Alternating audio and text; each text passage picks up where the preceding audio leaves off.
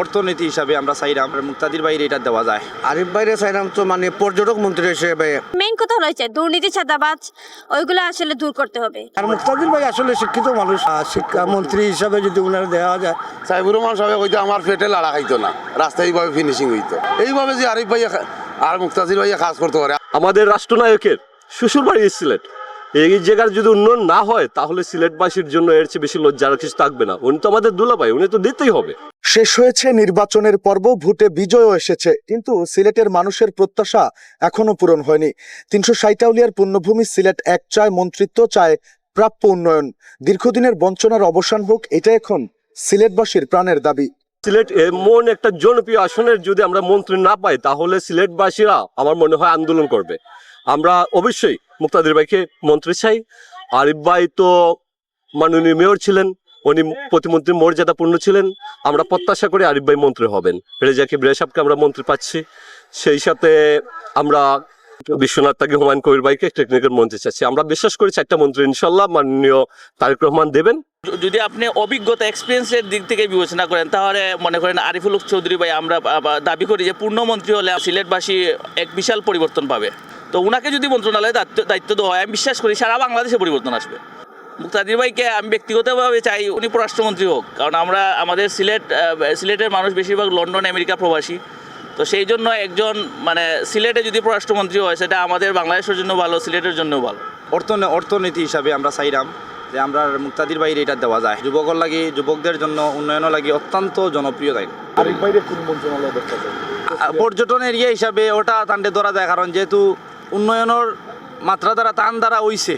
আমরা আশাবাদী যে তাই পর্যটক এলাকা যেভাবে উন্নয়ন করা যায় ওগুলা দ্বারা যদি তাই কাজ চালাইয়া দেন আলহামদুলিল্লাহ অত্যন্ত খুশি হইব আমরা।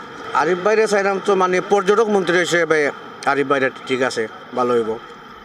আর আমরা মুক্তাদির বাইরে শিক্ষামন্ত্রী হিসাবে দিলে আমার মনে হয় ভালো হইব আর কি। আরিফ বাইরে পর্যটক মন্ত্রী হিসাবে দিলে যেমন তাই যে সাইটগুলো পাইছেন এগুলো পর্যটক সাইটগুলো আরও খুব সুন্দর হইব। যেমন সাদাবাত্তর আছে, জাফলং আছে, মানুষ মানে বিছনাকান্দির অবস্থা তো খুব খারাপ, মানে এই জায়গায় রাস্তার অবস্থা খুব খারাপ। যদি তাই না আইনতে মনে হয় রাস্তাটা ভালো হইব, পর্যটকও আইব। সিলেটের অনেক মানুষের অনেক ব্যবসার প্রতিষ্ঠান আছে, তারারও কিছুটা মানে উন্নয়ন হইব আর কি।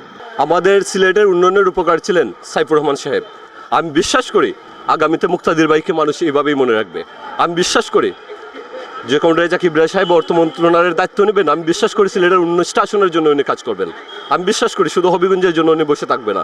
আমি বিশ্বাস করি আগামীতে 100 বছর আমাদের এই নির্বাচনে আমাদের তো নতুন বাংলাদেশ জন্ম হয়েছে, এই বাংলাদেশের উন্নয়ন নতুন করে বাংলাদেশের মানুষগুলা এবং সিলেটবাসীরা মনে রাখবে।